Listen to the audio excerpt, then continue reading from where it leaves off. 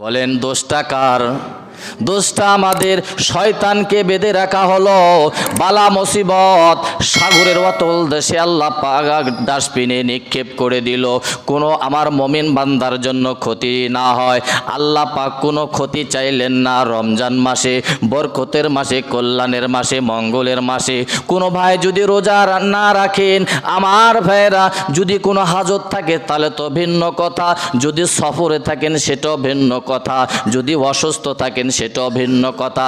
কিন্তু আমার ভাইরা ডিপ জলের মতো যদি আপনার শরীরটা নাদুস নুদুস থাকে, কোনো ত্রুটি নাই, বাধা বিঘ্ন নাই, এরপরও দুপুরবেলা বিবিকে শাসাইতেছেন, কিরে ভাত রান্না করছিস নি?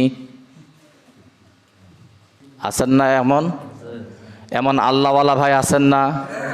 বিবিরে কয় আমি রোজা টোজা মানি না, তুই আমারে 3 বেলা খাওয়াইবি। আমি যে রোজা আছি, তুই রোজা আছি, তোর কামাই তুই কর, তুই আমারে 3 সন্ধ্যা ভাত আনতে দিবি। আমার ভাইরা, এমন যদি আমার কোনো ভাইজান থাকেন, সকালবেলা খাইলেন, দুপুরবেলা খাইলেন, রাতের বেলা তো সেহরির সময় সকলেই আমার ভাইরা পান করবেন, খাইবে, কিন্তু এই যে 2 সন্ধ্যা মাহে রমজান মাসে রোজাগুলি নষ্ট করে দিলেন। আল্লাহর হাবিব মদিনাওয়ালা বলেছেন, ও যুবক ভাইরা, দাদু ভাইরা, আমার স্কুল কলেজ মাদ্রাসার ছাত্র ভাইরা, রোজা রাখবেন না। আল্লাহর নবীজি বলেছেন, আপনার জিন্দেগির ভিতরে একটা রোজা যদি ফসকে যায়, আর আপনি একটা রোজার জন্য আপনার সারা জীবন যদি রোজা রাখেন, মাহে রমজানের সমান একটা রোজার কাজা আদায় হবে না। এ যুবক ভাইরা, আল্লাহর নবীজি বলেছেন, ও উম্মতেরা সাবধান, তুমি সকালবেলা রোজার দিন তুমি ভাত খাইলা, দুপুরবেলা রোজার দিন ভাত খাইলা, আমার মালিক সকলের 2 ঘাড়ে সিসি ক্যামেরা রেখেছেন, জানেননি? কি রমান কাতেবিন, এই 2 জন আছেন আপনার সবগুলি দেখভাল করতেছে। আল্লাহ তাআলা বলেন, সকালবেলা খাইলা, দুপুরবেলা খাইলা। ও যুবক ভাইরা, আল্লাহ পাক রব্বুল আলামিনের পয়গম্বর বলেন, তুমি সকালবেলার খানাটা হাসরের মাঠে আল্লাহ পাক রব্বুল আলামিন পোকা আকারে তৈরি করে দিবেন, দুপুরবেলার খানাটা তোমার পোকা আকারে পেটের মধ্যে আল্লাহ জমা করায় দিবে। শুধু তাই না রে বাজার, শুধু তাই নয়, এই পোকাগুলি আপনার পেটের মধ্যে কামড়াতে থাকবে, আক্রমণ করবে। আমার ভাইরা, আল্লাহর যদি পোকার উপরে আদেশ হয় কামড়া, আমার ভাইরা, ওই পোকা কি পেটের মধ্যে কম কামড়াবে না বেশি? কষ্ট কম পাবে না বেশি পাবে? এ যুবক ভাইরা, এমন কিছু সময় কারো জীবনে এসেছে মনে হয় আর দুনিয়ায় বেঁচে থাকবো না, আল্লাহ তুমি আমারে নিলে নাও, আমি আর দুনিয়ায় থাকতে চাই না। এমন সময় কারো কোনো দিন হয়তো বা এসেছিলেন, এমনটাই আল্লাহর কাছে চেয়েছিলেন, মৃত্যু কামনা করেছিলেন, কিন্তু ভাইজান মৃত্যুর কামনা যে কেমন, মৃত্যুর যন্ত্রণা যে কেমন, এটা কি আপনারা কেউ আগাম দেখেছেন?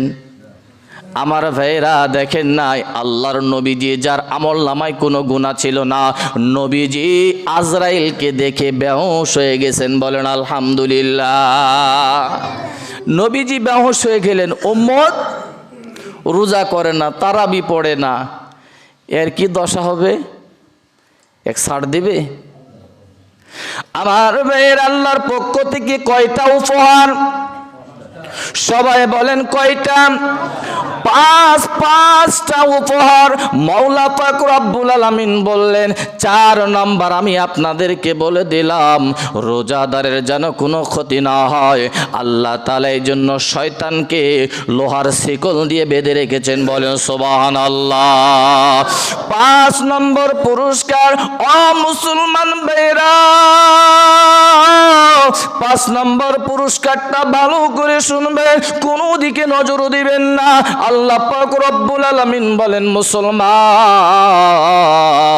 5 নাম্বার পুরস্কার হলো রোজা শেষ হওয়ার পরে শেষ দিন আমি আল্লাহ পাক রব্বুল আলামিন ওই রোজাদারকে সুসংবাদ দিয়ে দাও, রোজাদারকে অফার দিয়ে দাও, রোজাদারকে মেসেজ পৌঁছায় দাও, রোজাদারকে চিরকুটি পৌঁছায় দাও, রোজাদারের কানে পৌঁছায় দাও, আমি আল্লাহ ওই রোজাদার জীবনের গুনাহ মাফ করে দিলাম।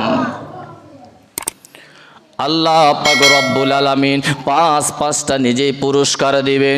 ভাইজান আমার, বন্ধুরা আমার, আর একটা কথা বলে নেই, আল্লাহর নবীজি মদিনাওয়ালা আমাদের জন্য কি নিয়ামত রেখেছেন।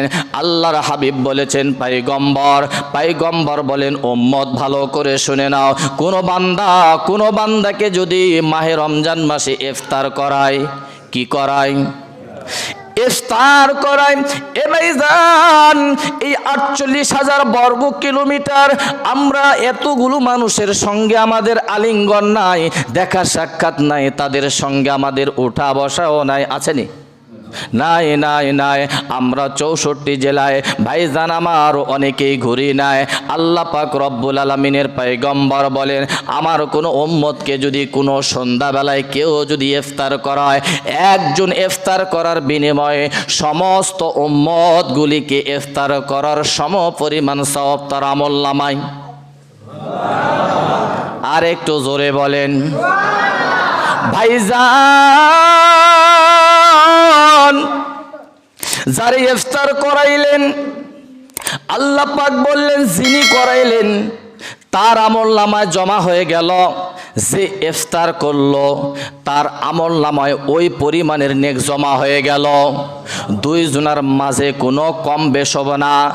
আমার ভাইরা, এরকম যদি কোনো ভাই থাকেন, হুজুর আমি 10 জনকে ইফতার করাবো, আমি 20 জনকে ইফতার করাবো, এর সম্মান আল্লাহর কাছে কত বড় দরজায় যে থাকবে, একমাত্র এটা আল্লাহ তাআলাই ভালো জানেন। বলে সুবহানাল্লাহ।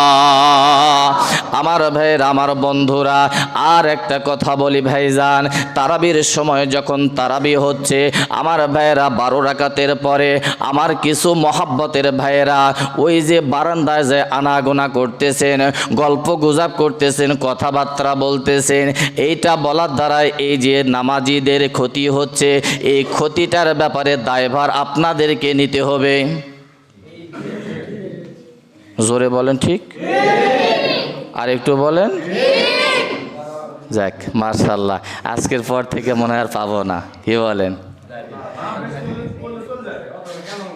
হ্যাঁ, গ্যাঞ্জাম করা যাবে না দাদা, আপনারা এই বিষয়ে চৈকন্যা থাকবেন। আর একটা বিষয় কথা বলি আমার ভাইয়েরা, খামোশ থাকি একটু আমার ভাইয়েরা, এই যুবক ভাইয়েরা, আপনারা জানেন আমার ভাইয়ের একটা মিস্ত্রি যদি লাগান, সামনের মেহরাবে টাইলস লাগাতে হবে।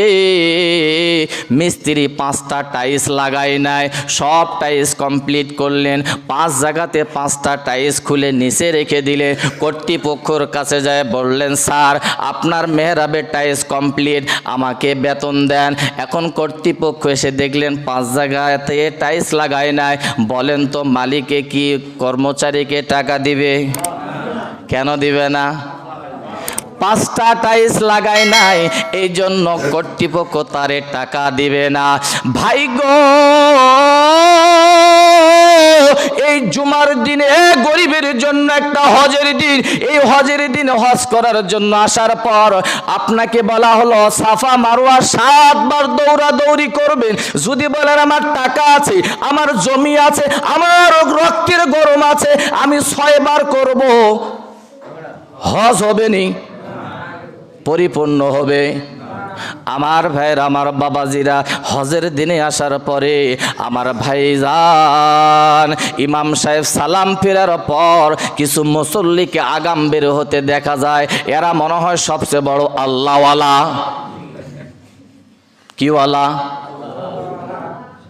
যুবক ভাইরা, হজের সওয়াব যদি নিতে চান, এই 5টা টাইজের মতো যদি আপনার অসম্পূর্ণ নামাজ থাকে, হজের সওয়াব আপনাকে মালিক দিবে না?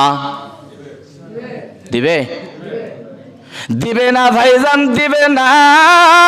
কিছু ইমাম সাহেবের সঙ্গে পড়লেন, বাকি নামাজগুলি পড়লেন না, আপনি চলে গেলেন, অসম্পূর্ণতা থেকে গেল। এখন মালিকের কাছে যদি জেদ ধরেন, মালিক জুমার নামাজ পড়তে গিয়েছিলাম, আমার আমল নামায় হজের সওয়াব দেন, দিবে? এই বেহুদা আগে বের হয়ে গেছো গা, আগে বের হয়ে গেছো গা। তো সব নিবি, মসজিদে থাকবি, ইমাম সাহেবের সাথে আখিরি মুনাজাত শেষ করবি, তারপরে মালিকের কাছে জেদ ধরবি। পারবো তো ইনশাল্লাহ? জোরে বলেন ইনশাআল্লাহ। রাগ করলেন, বেজার হলেন? আল্লাহ পাক আমার সকল ভাইগুলিকে ইমাম সাহেবের সঙ্গে শেষ পর্যন্ত থাকার তৌফিক দান করুক, বলেন আমিন।